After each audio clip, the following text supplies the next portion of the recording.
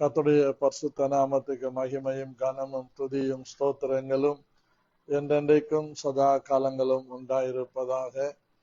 இந்த ஆசீர்வதிக்கப்பட்ட இந்த நல்ல காலை வேளையிலே ஆண்டவராகிய இயேசு கிறிஸ்துவின் நாமத்தில் அன்போடு உங்களை வணங்கி வாழ்த்தி நான் வரவேற்கிறேன். கர்த்தர் உங்களை ஆசீர்வதிப்பார். அவர் பெரிய காரியங்களை நமக்காக செய்வார். அல்லேலூயா. ஸ்தோத்திரம் ஸ்தோத்திரம் ஸ்தோத்திரம்.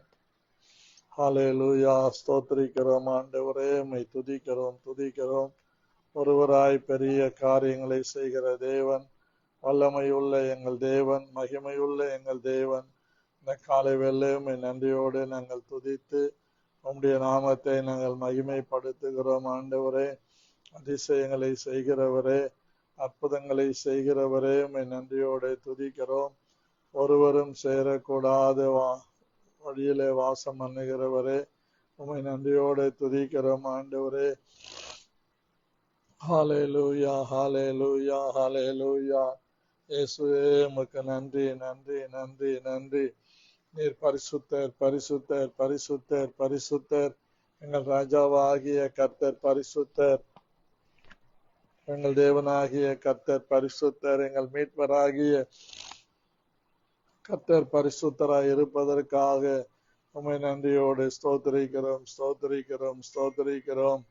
உன்னதமானவரே, உம்மை துதிக்கிறோம். அதிசயங்களின் தேவனே, உம்மை நன்றியோடு துதிக்கிறோம் ஆண்டவரே. ஹல்லேலூயா ஹல்லேலூயா ஹல்லேலூயா ஹல்லேலூயா ஹல்லேலூயா ஹல்லேலூயா. இயேசுவே, உம்மை நன்றியோடு துதிக்கிறோம். மகிமையின் ராஜாவே, உம்மை துதிக்கிறோம். ஹல்லேலூயா ஹல்லேலூயா ஹல்லேலூயா ஹல்லேலூயா ஹல்லேலூயா. உம்மை துதிக்கிறோம். நன்றி ஆண்டவரே, உம்மை துதிக்கிறோம். மாறாதவரே, உம்மை நன்றியோடு துதிக்கிறோம். ஹல்லேலூயா ஹல்லேலூயா. இரட்சகரே, உம்மை நன்றியோடு துதிக்கிறோம். ஆவியானவரே, உம்முடைய நாமத்தை மகிமைப்படுத்தி உம்மை துதிக்கிறோம் ஆண்டவரே. நீர் ஒருவரே சகலத்தையும் செய்து முடிக்க வல்லமை உள்ளவராய் இருக்கிறபடியால் உம்மை நன்றியோடு துதிக்கிறோம் ஆண்டவரே. உம்மை ஸ்தோத்திரிக்கிறோம். அற்புதங்களின் ராஜாவே, உம்மை நன்றியோடு துதிக்கிறோம் ஆண்டவரே. மகிமையின் ராஜாவே, உம்மை நன்றியோடு துதிக்கிறோம். ஒருவராய் பெரிய காரியங்களை செய்கிற உம்மை நன்றியோடு துதிக்கிறோம் ஆண்டவரே. அற்புதரே, அதிசயமானவரே, உம்மை ஸ்தோத்திரிக்கிறோம் ஐயா. இந்த காலை வேளையிலே எங்கள் தேவனாகிய கர்த்தர் எங்கள் நடுவிலே வல்லவராக, போதுமானவராக, பெரியவராய் இருக்கிறபடியால் உம்மை நன்றியோடு நாங்கள் ஸ்தோத்திரிக்கிறோம். நித்தியானந்தமுள்ள ஏக சக்கராதிபதியாகிய உம்மை நன்றியோடு ஸ்தோத்திரிக்கிறோம் ஆண்டவரே. ஹல்லேலூயா ஹல்லேலூயா. ஸ்தோத்திரம்.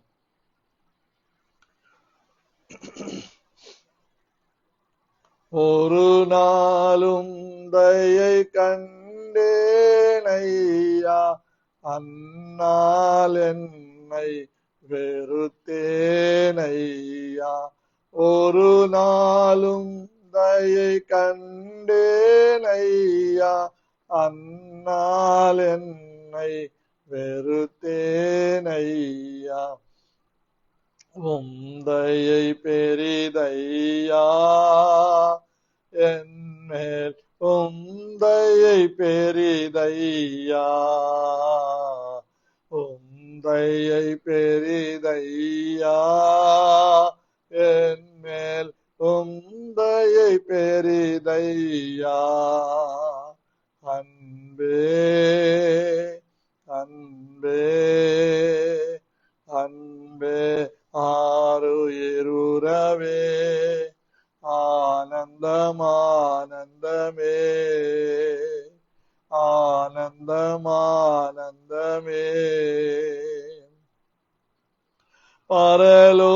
பரலோகத்தின் அருமை பொருளே, பரலோகரில் அன்பேனையா.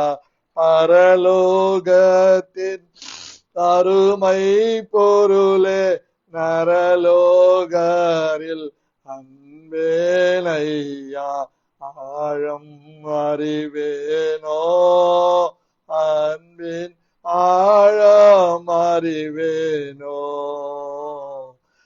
ஆழம் அறிவேனோ அன்பின் ஆழம் அறிவேனோ அன்பே அன்பே ஆருயிர் உறவே ஆனந்தம் ஆனந்தமே ஆனந்தம் ஆனந்தமே அலைந்தேன் பல நாள் உமையோ மரியா மறந்தே தெரிந்த துரோகியை அலைந்தேன் பல நாள் உமையோ மரியா மறந்தே தெரிந்த துரோகியை அனைத்தீரன்பாலே என்னையோ அனைத்தீரன்பாலே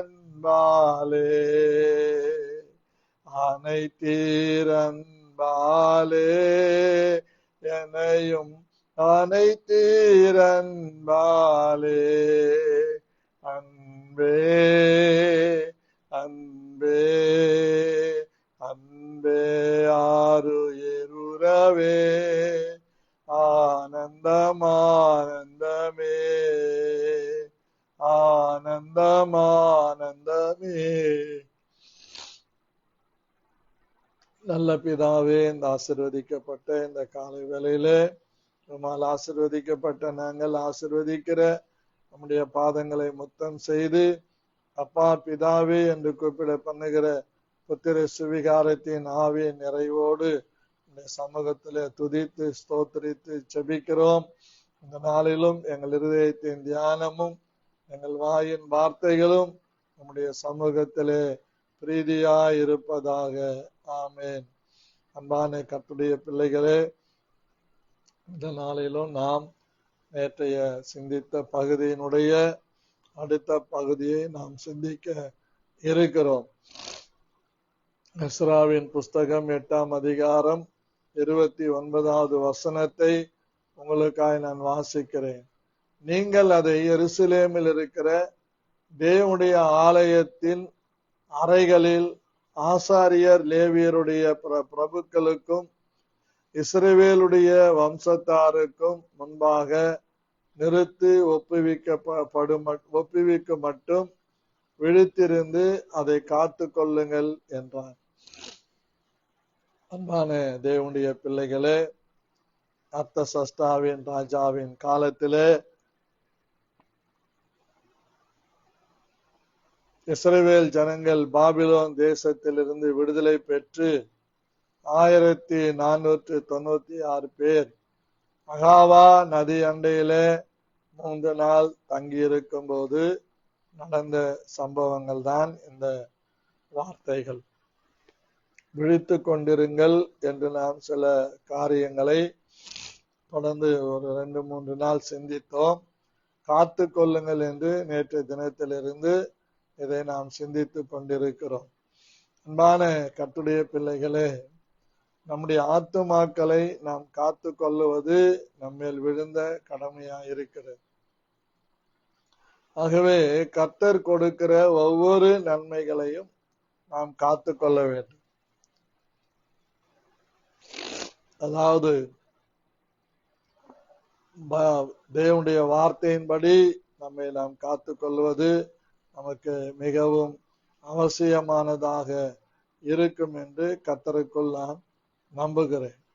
ஆகவே சங்கீதங்களின் புஸ்தகம் 119ஆம் சங்கீதம் 146வது வசனம் இப்படியாய் சொல்லுகிறது.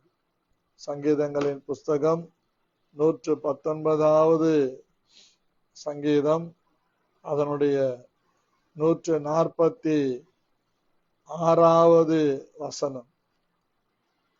கடந்து கொள்ளுவோம். பைபிள 119ஆம் சங்கீதம் 146வது வசனம்.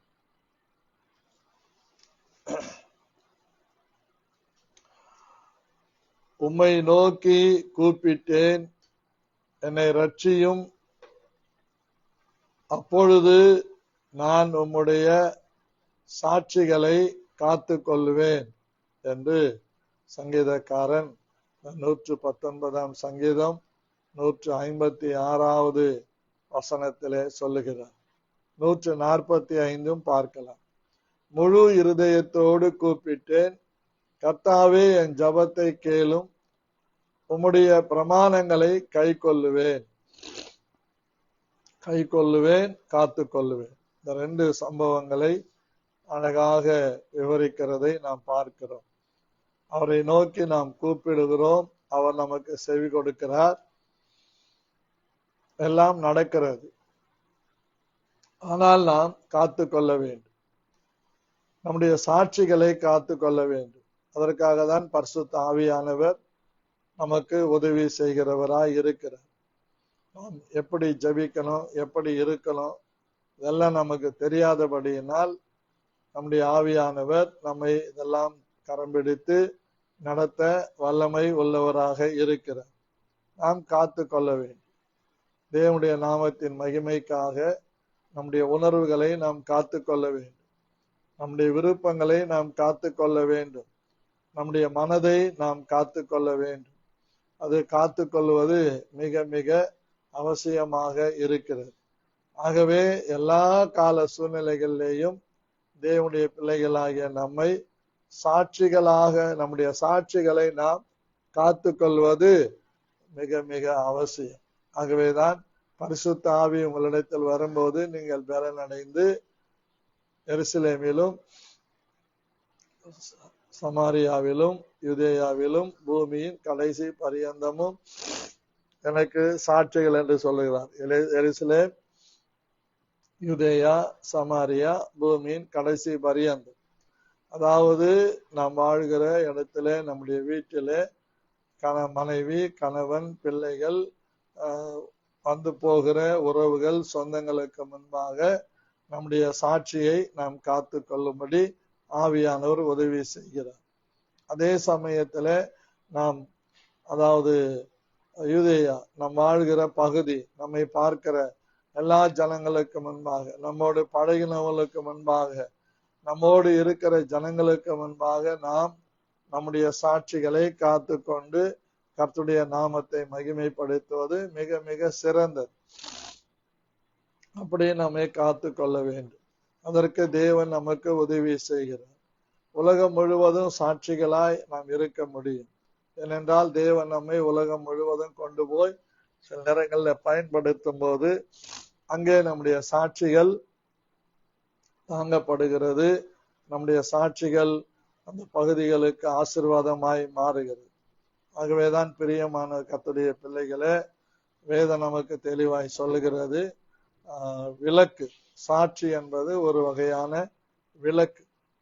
அந்த சாட்சியை அந்த நம்ம கிராமத்துல அரிக்கல் லேம்ப் அப்படின்னு சொல்லுவோம்.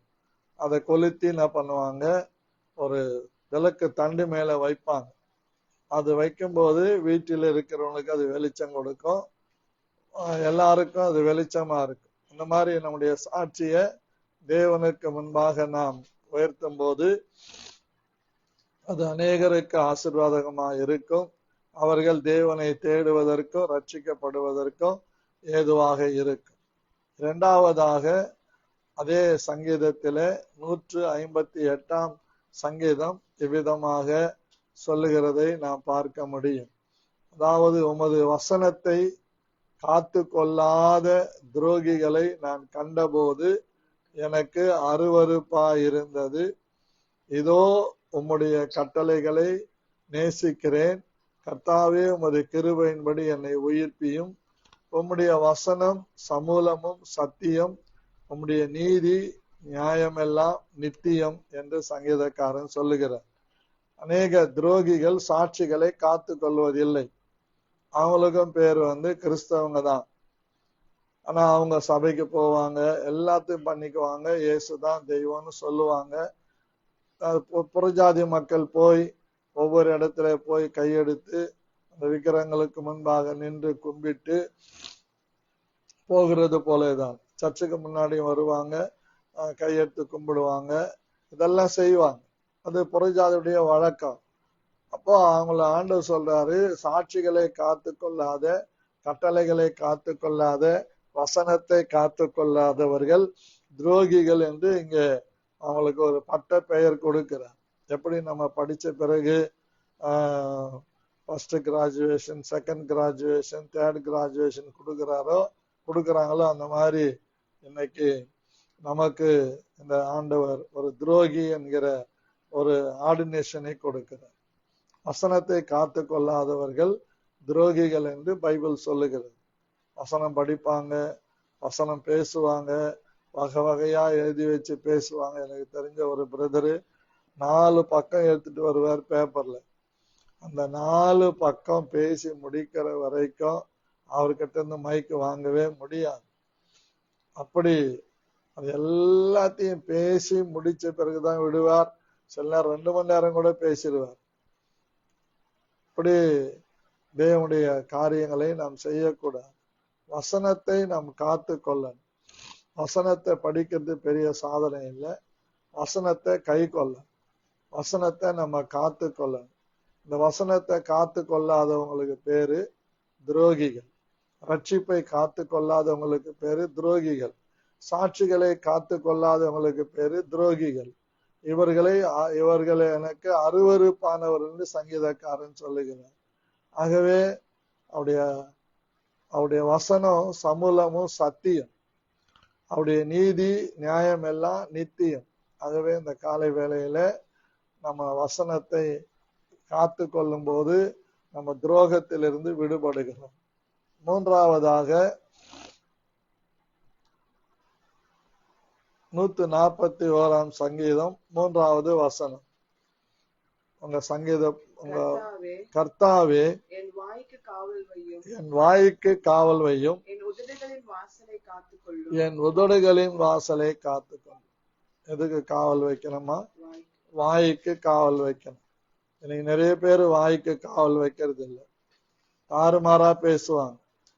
அது யாகலும் கண்ட மேனைக்கு பேசிக்கிட்டே இருப்பாங்க.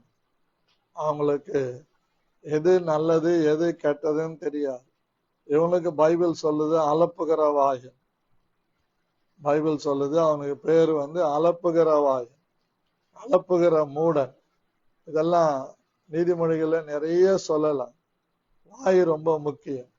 வாய்க்குள்ளே போகிறது ஒன்றும் மனுஷனை தீட்டுப்படுத்தாது. எப்படி பைபிள் அழகா சொல்றது. மார்க்கு 7ஆம் அதிகாரம் 15, 16, 17, 18 வசனங்களை வாசித்தீங்கன்னா, வாய்க்குள்ளே போகிறது ஒன்றும். பின்பு ஜனங்கள் எல்லாரையும் வரவழைத்து அவர்களை நோக்கி, நீங்கள் எல்லாரும் எனக்கு செவி கொடுத்து உணருங்கள். மனுஷனுக்கு புறம்பே இருந்து அவனுக்குள்ளே போகிறது ஒன்றும், மனுஷனுக்கு புறம்பே இருந்து வெளியில இருந்து அவனுக்குள்ளே போகிறது ஒன்றும் அவனை தீட்டுப்படுத்த மாட்டாது, அவனை தீட்டுப்படுத்த மாட்டாது. அவன் உள்ளத்திலிருந்து புறப்படுகிறவைகளோ, அவனுடைய உள்ளத்திலிருந்து புறப்படுகிறவைகளே அவனை தீட்டுப்படுத்தும். யாரால கெட்ட அப்படின்னா நோரால கெட்டன்னு சொல்லி ஒரு பழமொழி இருக்கு. நிறைய பேர் இந்த வாயாலே கெட்டுறாங்க.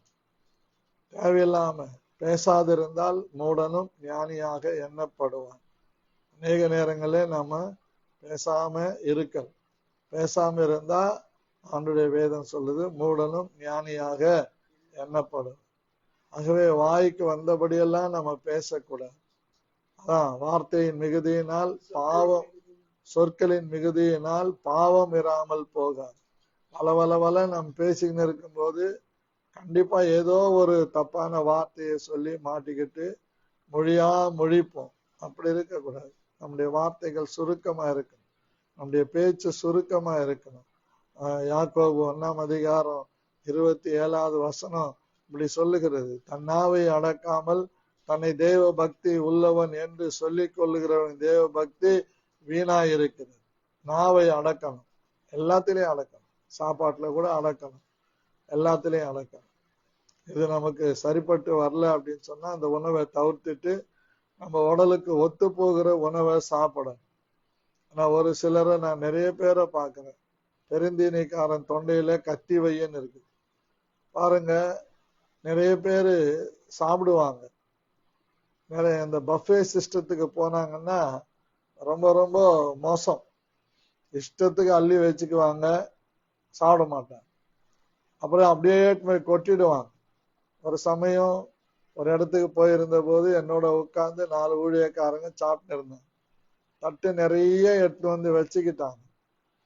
ஆனா சாப்பிட்டுக்கிட்டே இருக்கும்போது பாதி பாதி அப்படியே 2 ஊழியக்காரங்க வச்சுட்டாங்க. அவங்கள உட்கார வச்சு அவங்களோட சொன்னேன், ஒருவேளை சாப்பாட்டுக்கு மனுஷன் எவ்வளவு பேர் கஷ்டப்படுறாங்க. ஒரு வருஷத்துல ஒரு மனுஷன் 13.5 கிலோ சாப்பாடு வீணாக்குறாங்க. அப்படிப்பட்ட சாப்பாடு இல்லாம சோமாலியா நாட்டுல பிறந்த குழந்தைங்க, இருக்கிற குழந்தைங்க, வயசானவங்க பட்னியா சாகுறாங்களாம் அப்படின்னு சொல்லி பேசிட்டு நான் சொன்னேன், அப்ப எதுக்கு இவ்வளவு சாப்பாடு எடுத்து வந்தீங்க? உங்களுக்கு தேவையான அளவுக்கு நீங்க எடுக்க வேண்டியது தானே, பிறகு போய் எடுத்து கொண்டு இருக்கலாமே அப்படின்னு நான் சொன்ன போது அவர்களுக்கு உணர்வு வந்து அவர்கள் கஷ்டப்பட்டு சாப்பிட்டு முடிச்சிட்டாங்க. இப்படியெல்லாம் இருக்குது. வாய் வந்து சாதாரணமானது கிடையாது, பயங்கரம், டேஞ்சரஸ். ஆகவே நம்ம எச்சரிக்கையா இருக்கணும். அதே சமயத்துல ஒரு முறை அடையாறுல ஒரு 5 ஸ்டார் ஹோட்டலுக்கு அங்க மீட்டிங் போயிருந்தோம். 3 நாள். சிஸ்வா அண்ணன் இறந்துட்டாரு, இன்னைக்கு இல்ல. அந்த தலைவரும் நானும் என் மனைவியும் 2-3 ஊழியக்காரனும் உட்கார்ந்து சாப்பிட்றோம். கன்வென்ஷனுக்கு போன இடத்துல ஈவினிங்ல நான் பகல்லெல்லாம் அவங்கள ஜபத்துல நடத்துவேன். ஈவினிங்ல அவர் வந்து பிரசங்கம் பண்ணுவார். சைலோ ஸ்தாபன தலைவர் அவர் வந்து பிரசங்கம் பண்ணுவார். அவரு அன்னைக்கு என்ன சண்டே நானும் ஒரு பிரசங்கம் பண்ணேன், அவர் ஒரு பிரசங்கம் பண்ணாங்க. மணி 2 ஆச்சு, சாப்பிட போனோம். பாருங்க, இஷ்டத்துக்கு அவங்க அங்க எப்படின்னா அந்த ஹோட்டல்ல அப்படியே பிளேட்ல கொண்டு வந்து வச்சிருவாங்க. ஒரு லிமிட்டேஷன், 1000 ரூபாய் 500 ரூபாய் ஒரு சாப்பாடுன்னா நமக்கு தேவையானது எடுத்துக்கணும். இவங்க 2 பேர் அதுல வந்தவங்க எல்லாம் சாப்பிட்டு போய் வாந்தி எடுக்கிறாங்க. அப்போ என்னை கூப்பிட்டு அந்த பாஸ்டர் சொன்னாரு, பாருங்க பாஸ்டர், இவங்க இடகுடமா சாப்பிட்டாங்களா பாருங்க, அங்க வாந்தி எடுத்துன்னு இருக்கிறாங்க, சத்தம் கேக்குது. ஆகவே நம்ம சில நேரங்கள்ல அளவா போற இடங்கள்ல தேவையான அளவு வச்சுக்கிட்டு சாப்பிடணும். தன் நாவை அடக்காமல் தன்னை தேவ பக்தி உள்ளவன் என்று சொல்லிக் கொள்ளுகிறவன் தேவ பக்தி வீணாயிருக்கும்.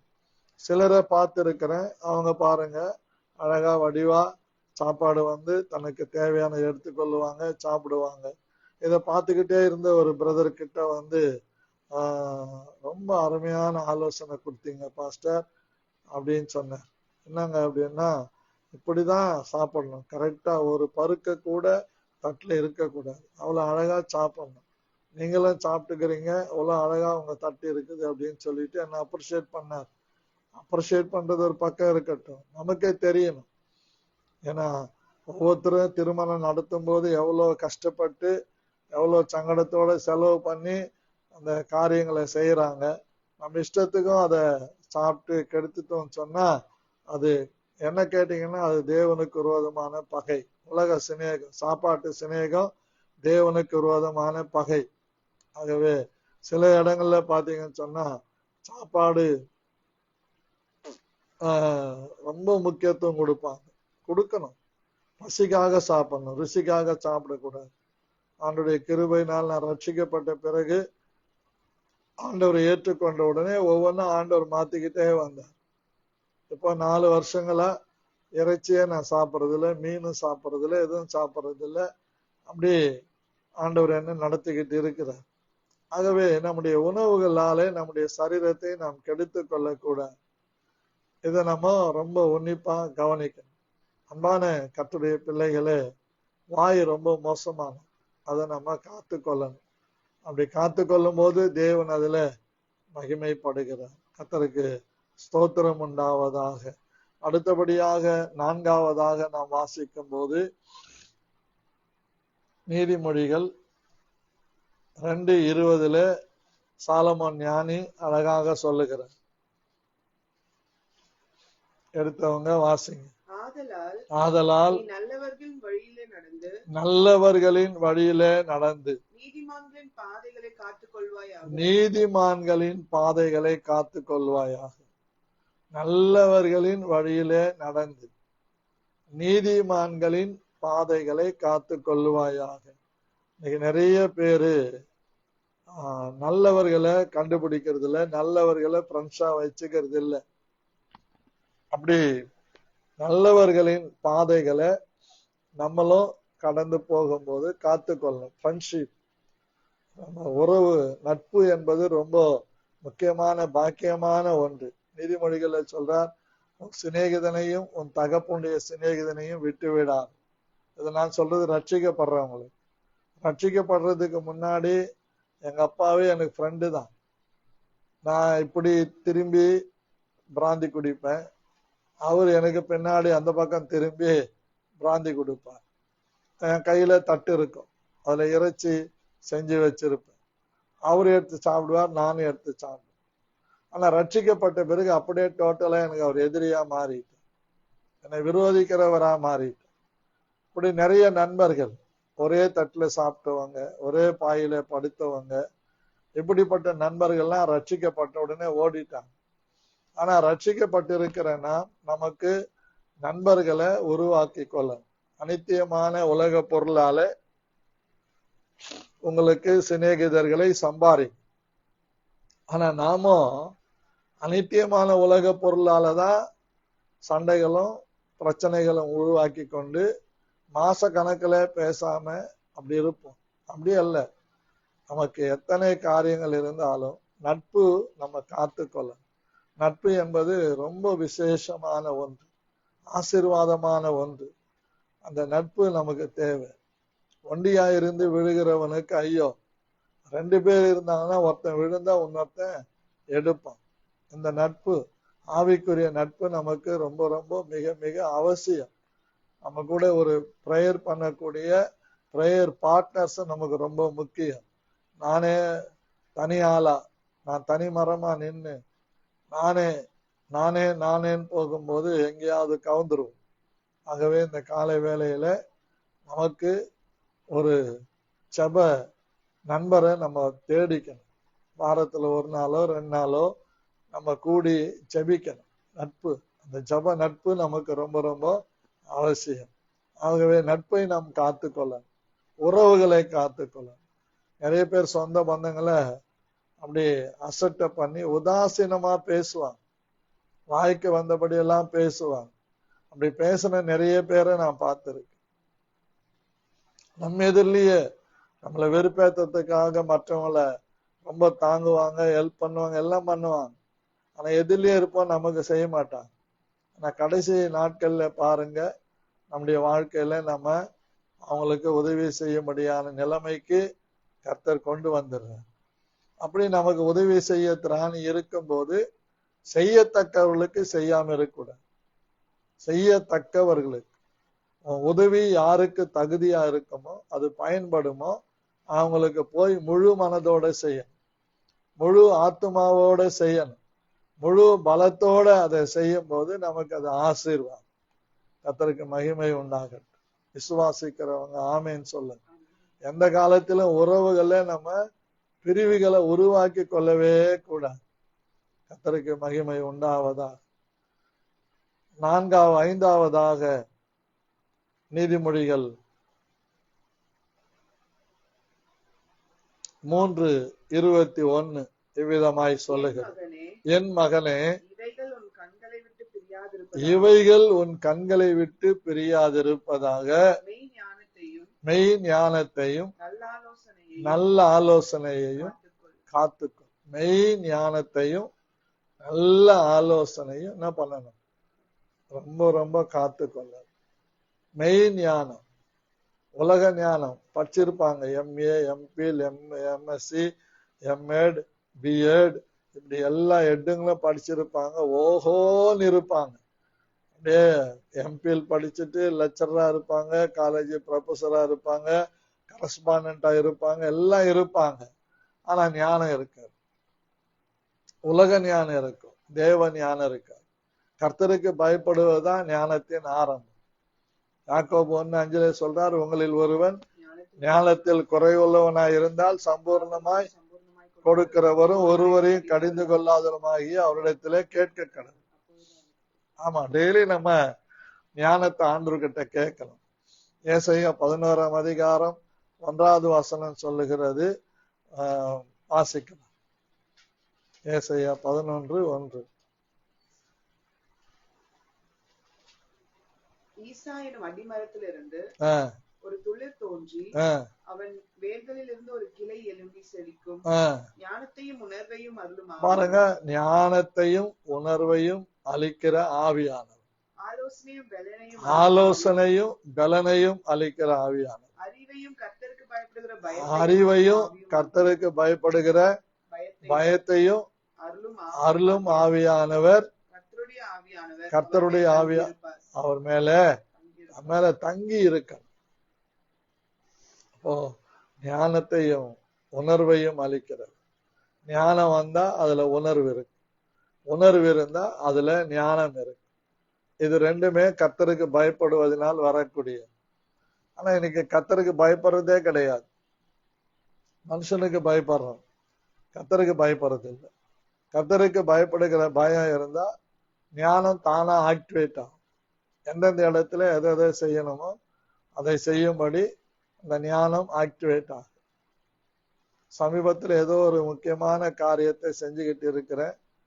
வீட்டுக்குள்ளே வந்த ஒரு சிஸ்டர் சொல்றாங்க, பாஸ்டர் எல்லாம் செய்யறீங்க பாஸ்டர், அது எப்படின்னே தெரியல பாஸ்டர், ஒரு பொருளையும் வேஸ்ட் பண்ண விட மாட்டேன்றீங்க. அப்பா அவங்களுக்கு நான் சொன்னேன், உங்களை மாதிரி ஆட்கள் ரத்தத்தை வேர்வையா சிந்தி கர்த்தருக்கு கொடுக்கிற அந்த காணிக்கையில நாங்க சாப்பிட்றோம். தேவையான 1-2 பொருளை வாங்குறோம். அந்த பொருள் பழுதாயிட்டா அநேகர் என்ன பண்றாங்க, யூஸ் அண்ட் த்ரோ மாதிரி தூக்கி போட்டுருவாங்க. நமக்கு அது பிடிக்காது. ஏன்னா இது இயேசு கிறிஸ்துவின் பிள்ளைகள் தங்கள் சொந்த ரத்தத்தை சிந்தி கர்த்தருக்கு கொடுக்கிறதுலே இந்த பொருளை வாங்கணும். ஆகவே இந்த பொருளை தூக்கி போட்டுட்டு வேற ஒண்ணு வாங்கிக்கலாம் அப்படின்றது சரியான நடைமுறை கிடையாது. ஆகவே இதை உட்கார்ந்து காலையில 8 மணிக்கு உட்கார்ந்தவன் 11 மணிக்கு உட்கார்ந்து அதை ரெடி பண்ணி அதை பயன்படுத்த ஆவியானவர் உதவி செய்தார். ஆகவே நம்ம ஞானமும் உணர்வும் உள்ள ஆவியானவரை பெற்றிருக்கிறோம். ஆலோசனையும் பலனும் உள்ள ஆவியானவரை நமக்குள்ள பெற்றிருக்கிறோம். அறிவையும் கர்த்தருக்கு பயப்படுகிற பயம், இந்த அறிவையும் கர்த்தருக்கு பயப்படுகிற பயமும் எங்க இருக்குதோ அங்கே ஒரு வளர்ச்சி இருக்கு, ஒரு growth இருக்கு. அதாவது growth என்று சொன்னா காரு பங்களா இது அதல்ல, அதுவும் ஒரு விதமான growth. பட் அது கிடையாது. நம்முடைய வளர்ச்சிக்கு ஏற்றால் போல, நம்முடைய அனுபவங்களுக்கு ஏற்றார் போல, நம்முடைய வயசுக்கு ஏற்றார் போல ஒரு வித்தியாசமான ஒரு வளர்ச்சி நமக்குள்ள இருக்கு. அதுதான் growth. அதுல growth ஆகும். அதுல growth ஆகாம நான் இத்தனை வீடு வாங்கி வச்சுக்கிறேன், அத்தனை கார் வாங்கி வச்சிருக்கிறேன், எனக்கு அது இருக்குது அது இருக்குது இது இருக்குது, அது சரிப்பட்டு வராது. நாய்படாத பாடு. சில சொல்லுவாங்க குட்டி போட்ட நாய் மாறி. அப்படி நம்முடைய அலைச்சல்கள் மாறிவிடக் கூடாது. ஆகவே நம்ம ஞானமா கர்த்தர் கொடுத்த ஞானத்தை கர்த்தருக்காக என்ன பண்ணணும், பயன்படுத்தணும். ஞானத்தை காத்து கொள்ளணும், புத்தியை காத்து கொள்ளணும். ஐந்தாவது சொல்லிட்டேனா, ஐந்தாவதாக சொல்லி முடிக்கிறேன், ஜபிக்க போறோம். நீதிமொழிகள் 4:4. அவர் எனக்கு போதித்து சொன்னதாவது, உன் இருதயம் என் வார்த்தைகளை காத்துக்கொள்ள கடவது, என் கட்டளைகளை கைக்கொள், அப்பொழுது பிழைப்பாய் சொல்ற. அதோட இணைவாசனம் 7:2.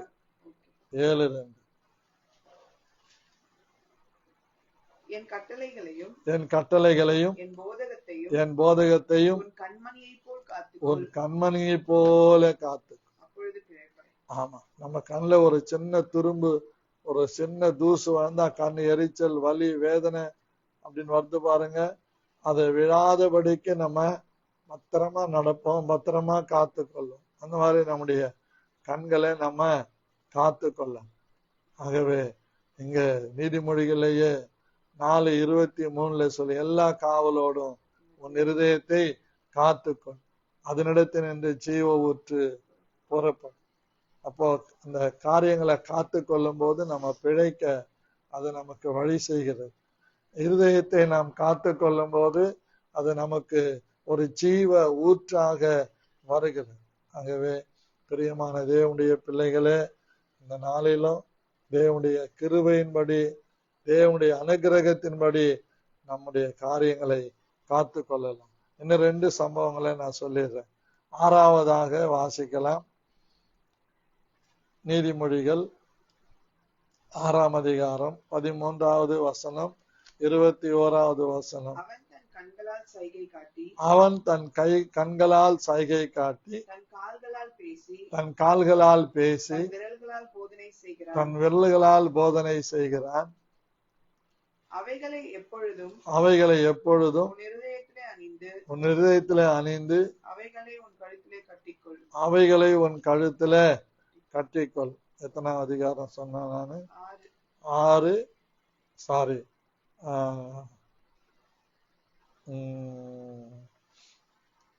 5ஆம் அதிகாரம் 6வது வசனம். நீ ஜீவ மார்க்கத்தை சிந்தித்துக் கொள்ளாதபடிக்கு, பாருங்க, நீ ஜீவ மார்க்கத்தை சிந்தித்துக் கொள்ளாதபடிக்கு அவளுடைய நடைகள் மாறி மாறி விகாரப்படும். அவளுடைய நடைகள் மாறி மாறி விகாரப்படும். அவைகளை அறிய முடியாது. தொடர்ந்து வாசி. ஆதலால் பிள்ளைகளே, இப்பொழுது எனக்கு செவி கொடுங்கள். என் வாயின் வசனங்களை விட்டு நீங்காதிருங்கள். அடுத்து, உன் வழியை அவளுக்கு தூரப்படுத்து. அவளுடைய வீட்டின் வாசலை கிட்டி சேராதே. இப்ப 20 படிமா. என் மகனே, அந்நிய ஸ்திரீயின் மார்பை தழுவ வேண்டியது என்ன? மனுஷனுடைய வழிகள் கர்த்தரின் கண்களுக்கு முன்பாக இருக்கிறது. 6ஆம் அதிகாரம் 20வது வசனம். என் மகனே, உன் தகப்பன் கற்பனையை காத்துக்கொள். உன் தாயின் போதகத்தை தள்ளாதே. அவைகள் எப்பொழுதும் உன் இருதயத்திலே அணிந்து அவைகளை உன் கழுத்திலே கட்டிக்கொள்.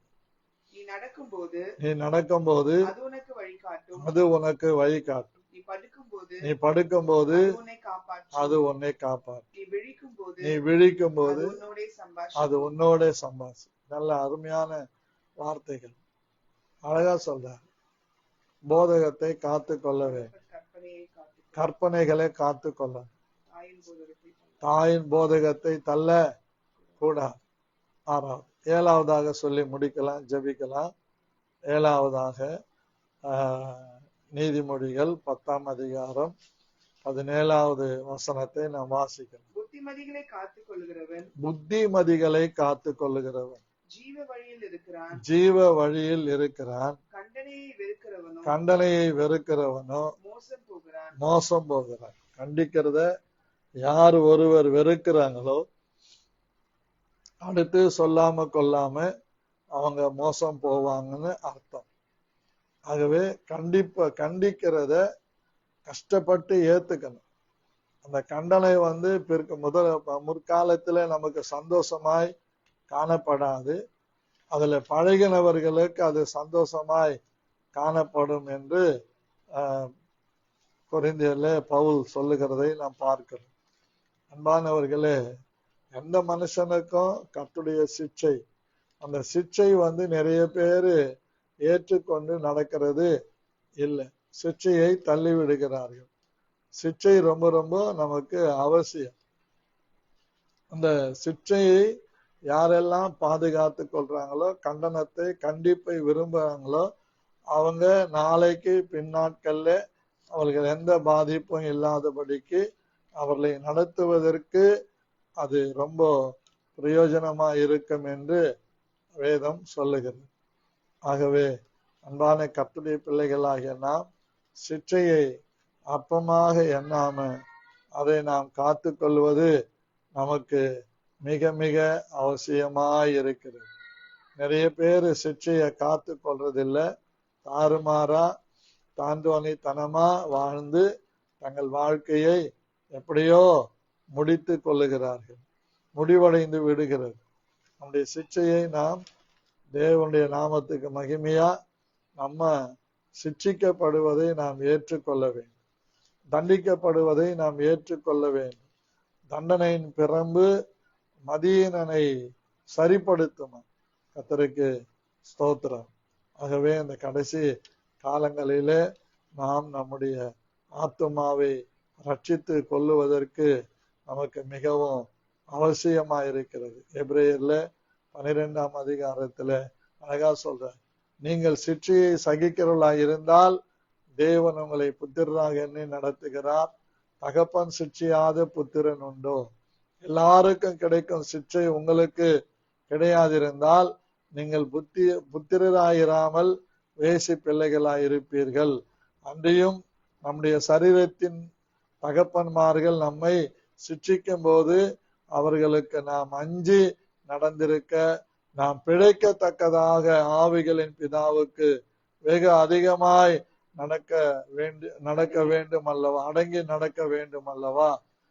அவர்கள் தங்களுக்கு நலமென்று தோன்றுகிறபடி கொஞ்ச காலம் சிக்ஷிக்கிறார்கள். இவரோ தம்முடைய பரிசுத்தத்துக்கு நாம் பங்குள்ளவர்களாகும் பொருட்டு நம்முடைய பிரயோஜனத்துக்காகவே நம்மை சிக்ஷிக்கிறார். எந்த சிக்ஷையும் தற்காலத்தில் சந்தோஷமாய் காணாமல் துக்கமாய் காணும். ஆகிலும் பிற்காலத்தில் அதில் பழகினவர்களுக்கு அது நீதியாகிய சமாதான பலனை தரும் என்று எபிரேயர் ஆக்கியோர் தெளிவாய் சொல்லுகிறார். ஆகவே இந்த காலை வேளையில நாம் தேவனுடைய சிக்ஷைகளை அற்பமாய் எண்ணக்கூடாது. கண்டனைகளை கண்டிக்கிறதை நாம் விசுவாசத்தோடு ஏற்றுக்கொள்ள வேண்டும். அந்த கண்டிப்புக்கு நம்முடைய இருதயத்தை அர்ப்பணிக்க வேண்டும். யார் கண்டிக்கிறாங்கன்றது முக்கியம் அல்ல, நல்லதை யார் சொன்னாலும் ஏற்றுக்கொள்ளணும். அப்படி ஏற்றுக்கொள்ளும் போது நமக்கு அது பிரயோஜனமாக மாறுகிறது.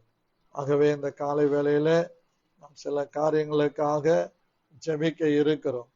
இந்த கடைசி நாட்கள்ல பிரியமான கர்த்தருடைய பிள்ளைகளே, நாம் கேட்ட வசனங்களின்படி நம்மை காத்து கொள்ள, சத்தியத்தின்படி நம்மை காத்து கொள்ள, நம்முடைய ஆத்மாவை காத்து கொள்ள, நம்முடைய சரீரங்களை காத்து கொள்ள, நம்முடைய காரியங்கள் எல்லாவற்றையும் காத்து கொள்ள தேவன் கிருபை அளிக்கும். அப்படி காத்து கொள்ளுகிற கர்த்தருடைய பிள்ளைகளுடைய வாழ்க்கையில அவர்கள் ஆசீர்வாதமாக இருக்கிறார். எந்த கண்டிப்பும் தற்காலத்துல சந்தோஷமா இருக்காது. எப்ப பார்த்தாலும் ஏதோ ஒண்ணு சொல்லி நம்மளை கண்டிச்சுக்கிட்டே இருக்கிறானே அப்படின்னு. சிலர் பாருங்க, எப்போ அவங்களுக்கு ரொம்ப இஷ்டம் புத்திமதி சொல்றதெல்லாம். ஆகவே அதையும் நம்ம யோசித்து நம்ம பார்க்கணும். கொட்ட குனிறவனும் முட்டாளு, குனிய கொற்றவனும் முட்டாளுன்னு சொல்லி ஒரு பழமொழி சொல்லுது. ஆகவே இந்த நாட்கள்ல நாம் தேவனுடைய சமூகத்திலே எல்லா கட்டளைகளையும் காத்து கொள்ளுகிறவர்களாக, கற்பனைகளை காத்து கொள்ளுகிறவர்களாக, தேவனுக்கு பிரியமானதை செய்து நம்மை காத்து கொள்ள தேவன் நமக்கு உதவி செய்ய வல்லவராய் இருக்கிறார். ஆகவே நாம் செபிக்கலாம். நல்ல ஏவப்பட்ட ஒருவர் சத்தத்தை உயர்த்தி நம்முடைய இந்த காத்து கொள்ளுகிற அந்த ஆவிக்குரிய அனுபவத்திலே தேவன் நம்மை நடத்தணும், நம்முடைய சபையை நடத்தணும். நாம் எல்லா சூழ்நிலையும் நம்மை காத்து கொள்ளத்தக்கதான ஒரு கிருபையை கர்த்தர் நமக்கு தரணும். அதற்காக ஒரு சத்தமா செபிக்கலாம். யார் ஜெபிக்க போறா? ஹலோ,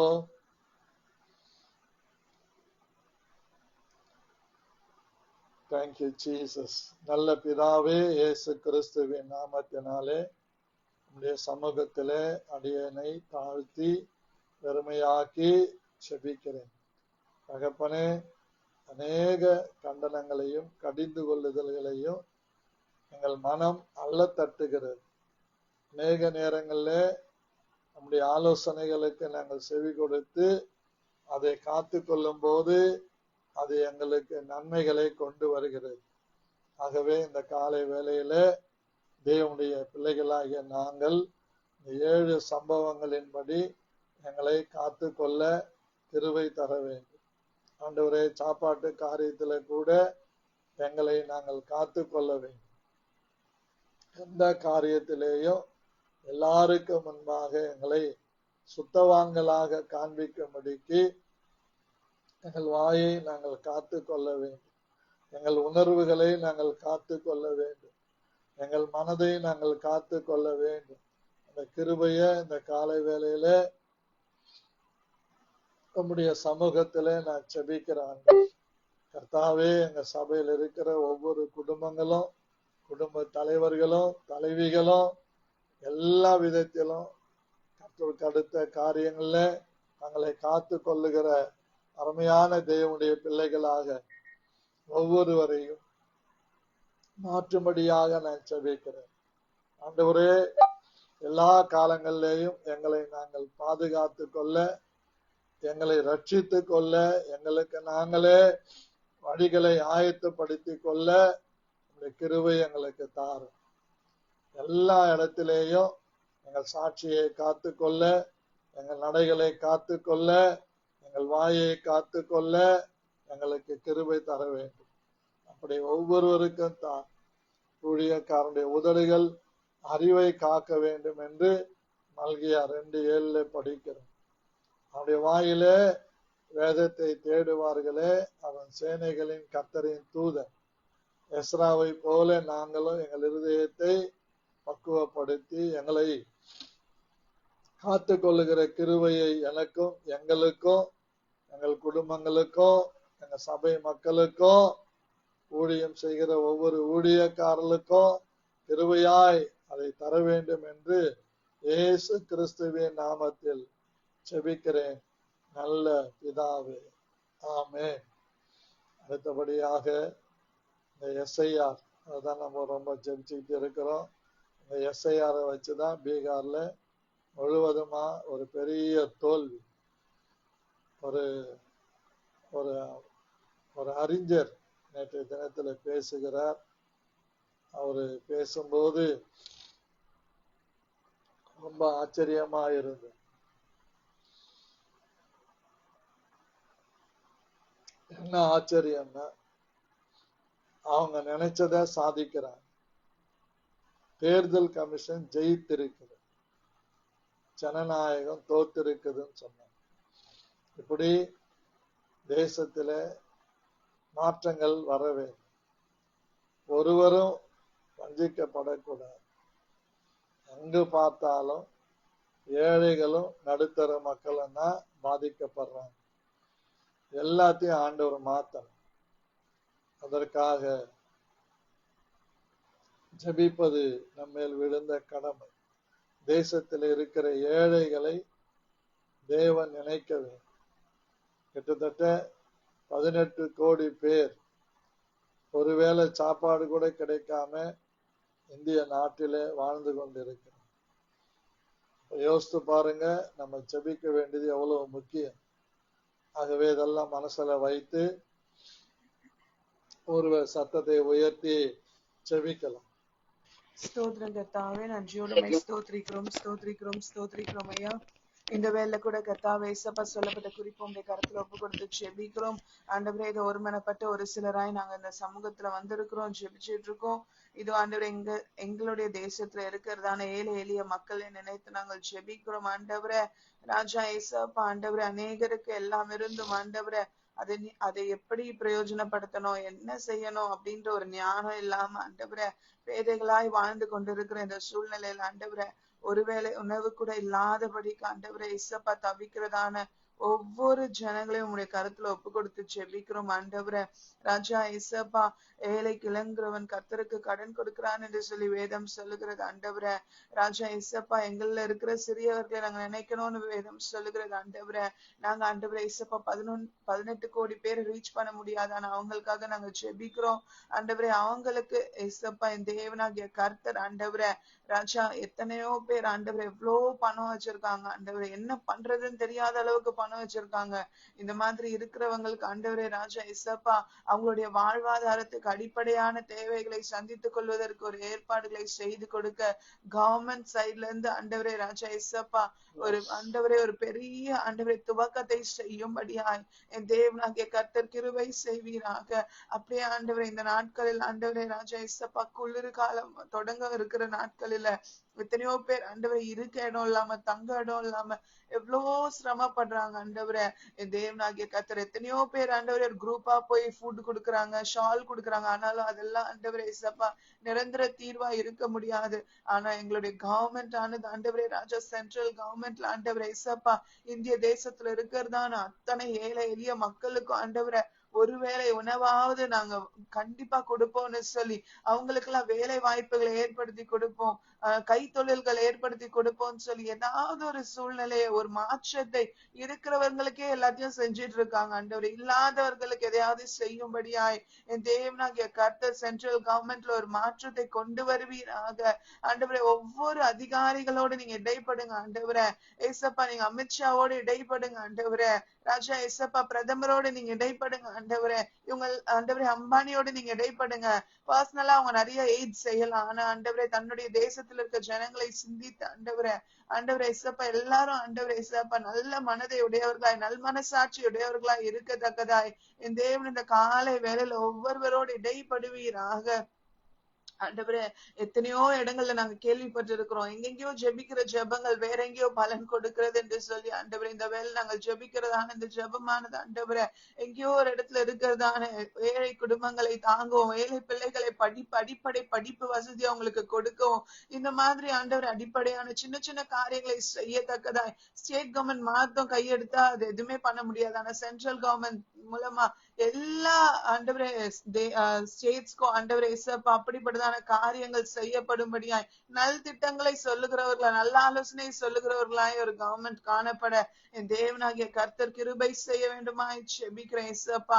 போட்டி பொறாமைகள் எரிச்சல்கள் இந்த காரியங்கள் எல்லாம் எங்க தேசத்தை விட்டு ஒழித்து போட்டு ஆண்டவரே ஜனங்கள் வாழ்கிற ஜனங்கள் எப்படி வாழ்வாங்க, எப்படி அவங்களுக்கு நன்மை செய்யலான்றதை குறித்து சிந்திக்கிறவர்களா இருக்க ஆண்டவரே கிருபை செய்யுங்க ஆண்டவரே. ஒரு காலை வேலை இப்போ ஸ்கூல்ஸ்ல எல்லாம் வந்து இலவச உணவு திட்டம்னு சொல்லி பண்ணிட்டு இருக்காங்க ஆண்டவரே. ஆனா ஒரு ஏழை ரோட்ல படுத்திருக்கிற அவங்களுக்கு யாரு ஆண்டவரே ராஜா ஏசப்பா இந்த காரியங்களை செய்ய முடியும்?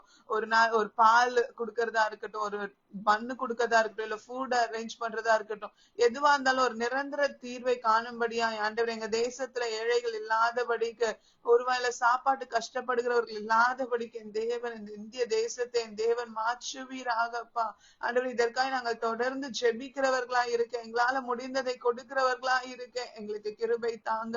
நாங்க பேசுகிறது ஜெபிப்பதோடு நிறுத்தி விடாதபடிக்கு செயல் அதை காமிக்கத்தக்கதா எங்களால இயன்றதை செய்யத்தக்கதாய் எங்க ஒவ்வொருவருக்கும் என் தேவன் கிருபை செய்ய வேண்டுமாய் ஜெபிக்கிறேன் சப்பா. நாங்க பார்க்கிறவங்க ஆண்டவரே எங்க கண் முன்னாடி யாராவது அப்படி இருந்தாங்கன்னா உடனே அவங்களுக்கு ஒரு சாப்பாடு வாங்கி கொடுக்கவும், அவங்களுக்கு ஏற்றவைகளை செய்யவும் என் தேவன் எங்களுக்கு அந்த திராணியை என் தேவன் தருவீராக ஆண்டவரே. நாங்க இருக்கிற காலங்களில் ஆண்டவரே இசப்பா எனக்கு செய்ய திராணி இருக்கும்போது ஒரு 10 ரூபாய் கொடுத்து ஒருத்தவங்களை ஆண்டவரே ஒரு சாப்பாடு ஒரு பன்னோ டீயோ வாங்கி கொடுக்க முடியலன்னா அதை செய்ய தகாதவர்களா நாங்க போய்விடுவோம் ஆண்டவரே. யார் யாருக்கு செய்யணும்ன்றதை நிதானித்து என் தேவன் அந்த வேலை எங்கள் ஞானத்தை கொடுத்து எங்களை நடத்துவீராக. நாங்க ஒரு நாள் ஏழைகளை அலட்சியம் பண்ணுகிறவர்களா இருக்கவே கூடாது இசப்பா ஆண்டவரே. விசேஷமாய் நீங்க தெரிந்து கொண்ட உம்முடைய ஜனமானது ஆண்டவரே ஒரு நாளும் ஏழைகளை உதாசனப்படுத்துகிறதா இருக்கக்கூடாது ஆண்டவரே. உதவுகிறவர்களாய் கை கொடுக்கிறவர்களாய் தாங்குகிறவர்களாய் அரவணிக்கிறவர்களாய் நாங்கள் காணப்படணும் ஆண்டவரே. அந்த கிருபை எங்க சபையில இருக்கிறதான சிறு பிள்ளைகள்ல இருந்து பெரியவர்கள் வரைக்கும் என் தேவன் கொடுப்பீராக. சுத்தி இருக்கிறதான ஒவ்வொரு பகுதியில இருக்க சபைகள்ல இருக்கிற ஒவ்வொருவருக்கும் என் தேவன் கொடுப்பீராக. நீங்க அப்படியே செய்யுங்க, நாமத்தை மகிமைப்படுத்திக் கொள்ளுங்க. இயேசு கிறிஸ்துவின் நாமத்தில் பிதாவே. ஆமென். கர்த்தர் ஜெபத்தை கேட்டு அப்படியே செய்தபடியால் நாம் கர்த்தரை ஸ்தோத்திரம் பண்ணுவோம். ஸ்தோத்திரம் ஸ்தோத்திரம் ஸ்தோத்திரம் ஸ்தோத்திரம். அன்பான தேவனுடைய பிள்ளைகளே, நேற்றைய தினத்திலே நம்ம உடன் ஊழியர்களுக்கும் மற்ற சில ஊழியர்களுக்கும் ஆண்டவர் உடுப்புகள் எடுக்க கர்த்தர் கிருபை செய்தார். இதையெல்லாம் தேவன் சந்தித்தார். அதை தொடர்ந்து ஆண்டவர் இன்னும் நிறைய காரியங்கள் இருக்கிறது. 18, 19, 20 3 நாட்களும் மக்களாயம் டீம் புத்தூர் வழியில பச்சிகைப்பாளையம் என்ற கிராமத்துல தங்கி அந்த சுற்று வட்டாரத்துல ஒரு 30-40 கிராமங்களை நாங்க சந்திக்க இருக்கிறோம். அந்த ஊழியங்களை ஆண்டவர் ஆசீர்வதிக்கணும். கிராம ஊழியங்களை செய்யறவங்களை ஆண்டவர் ஆசீர்வதிக்கணும். இந்த கிராம ஊழியத்தினுடைய தேவைகள் எல்லாம் கர்த்தர் சந்திக்கணும். இப்படி நிறைய கிராம ஊழியங்கள் நடந்துகிட்டே இருக்குது. எவ்வளவு தடைகள் வந்தாலும் எதிர்ப்புகள் வந்தாலும் நாங்களும் அப்படிதான் செஞ்சு கொண்டிருக்கிறோம்.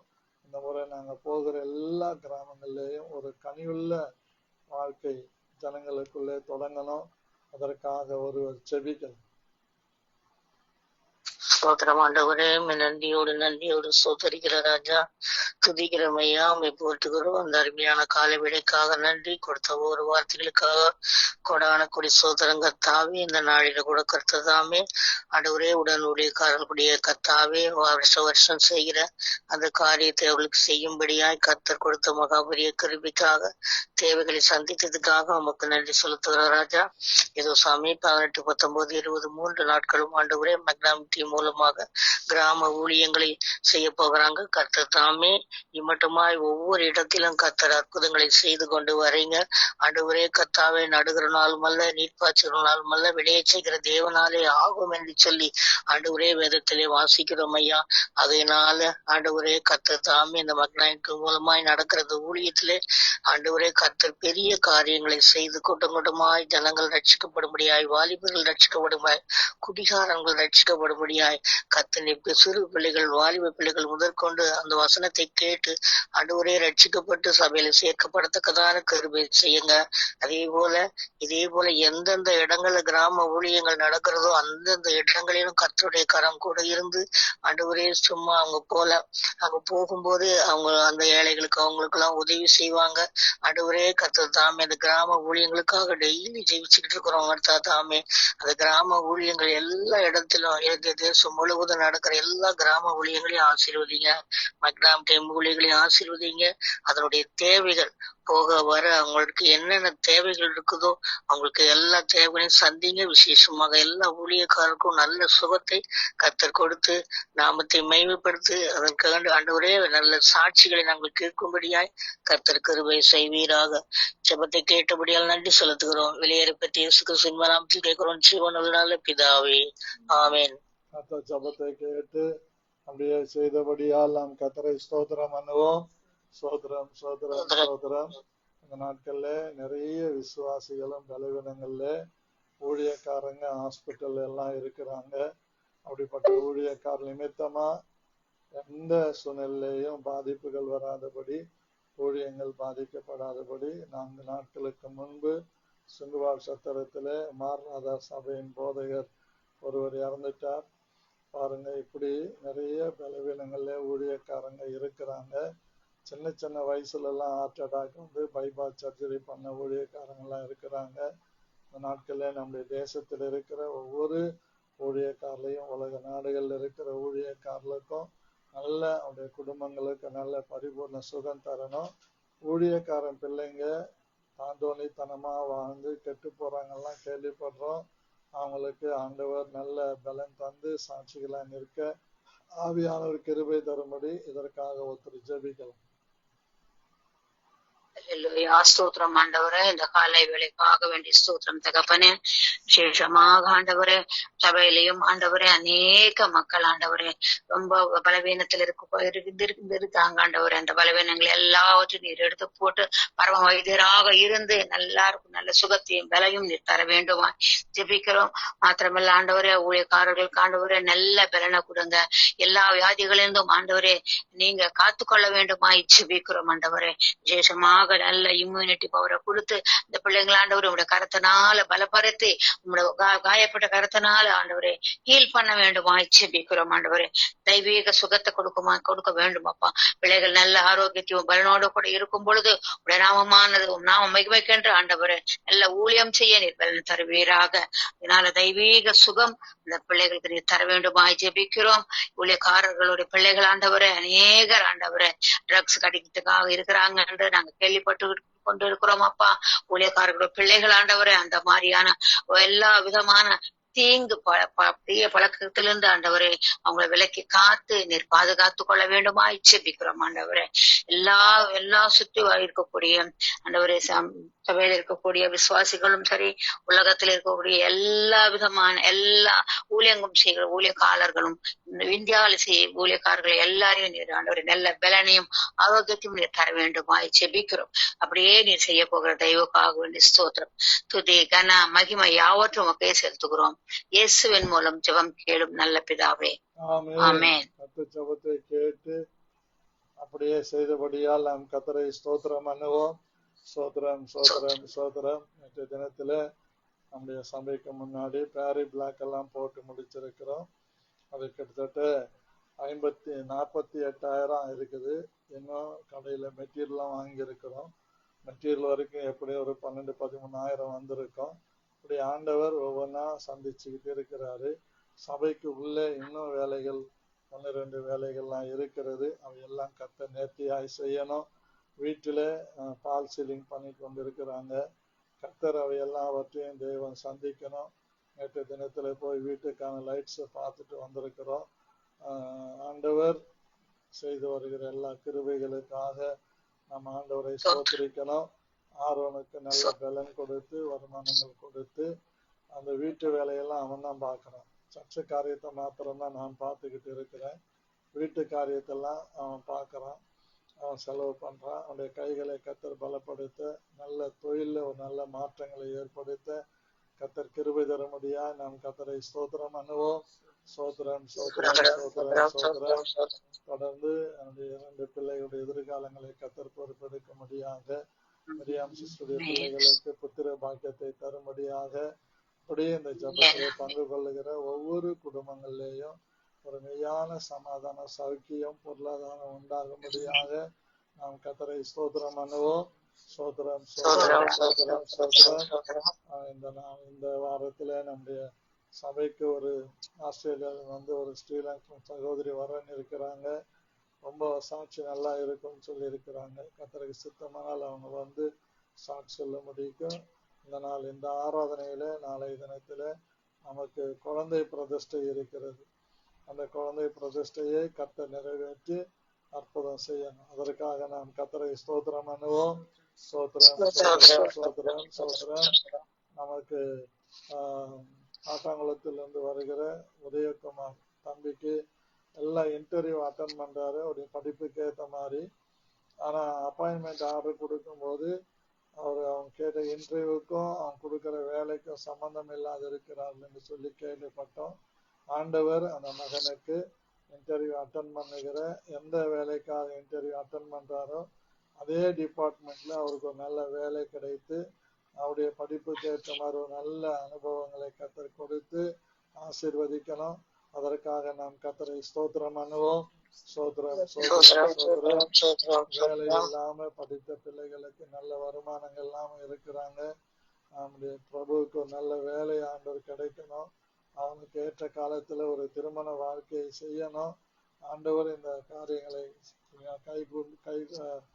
கை தூக்கி விடும்படியாக அப்படிப்பட்ட வாலிப தம்பி தங்கச்சிகளுக்கு நல்ல எதிர்காலங்களை கர்த்தர் ஏற்படுத்தும்படியாக நாம் கர்த்தரை ஸ்தோத்திரம் பண்ணுவோம். நம்மத்தில ஊழியம் செய்து போன டோனி ஐயாவையும் அங்க அருமையான பாஸ்டர் கிளாட்வின் அவளுக்கு சொந்த இடம் அங்கே உண்டாக வேண்டும். அதே மாதிரி ராஜதாஸ் பாஸ்டர் சர்ச்சை கட்டி கொண்டிருக்கிறார், அது பினிஷிங் ஆகணும். அதே மாதிரி அருண்குமார் சர்ச்சை கட்டி கொண்டிருக்கிறார் ஓஜி குப்பா என்ற கிராமத்துல. அப்படியே மக்களான் டீம்ல இருக்கிற ஒவ்வொரு ஊழியக்காரர்களுக்கும் சொந்த இடங்களை கொடுத்து நல்ல சபைகளை கட்டி ஆராதிக்க ஆண்டவர் கிருபை தரணும். உலகம் முழுவதும் நம்ம இந்திய தேசத்திலே சொந்த இடங்கள் இல்லாம கஷ்டப்படுற ஊழியர்களுக்கு சொந்த இடங்கள் கொடுக்கப்பட்டு காரியங்கள் நடத்தணும். ஆண்டவர் அற்புதங்களை செய்யணும். அதற்காக நாம் கர்த்தரை ஸ்தோத்திரம் பண்ணுவோம். ஸ்ரீலங்காவில, மற்ற ஜெர்மனில, ஆஸ்திரேலியாவில நமக்கு தெரிந்த நிறைய ஊழியக்காரங்க உண்டு. கத்தார்ல இருக்கிறாங்க, துபாயில இருக்கிறாங்க, குவைத்தில் இருக்கிறாங்க, பஹ்ரைன்ல இருக்கிறாங்க. அதுவே UAE என்று சொல்லப்படுகிற அரபு கண்ட்ரீஸ்ல இருக்கிற ஊழியக்காரர்களுக்கு நல்ல பலனையும் ஆரோக்கியத்தையும் தரும்படியாக எல்லா அயல்நாட்டில் இருக்கிற நமக்கு தெரிந்த எல்லா ஊழியர்களையும் தேவன் ஆசீர்வதிக்கும்படி நாம் கர்த்தரை ஸ்தோத்திரம் பண்ணுவோம். சோதரம் தேவனை ஸ்தோத்திரம் பண்ணுவோம். குமாரனை ஸ்தோத்திரம் பண்ணுவோம். பரிசுத்த ஆவியானவரை ஸ்தோத்திரம் பண்ணுவோம். சேர்ந்து சொல்லுவோம். என் ஆத்துமாவே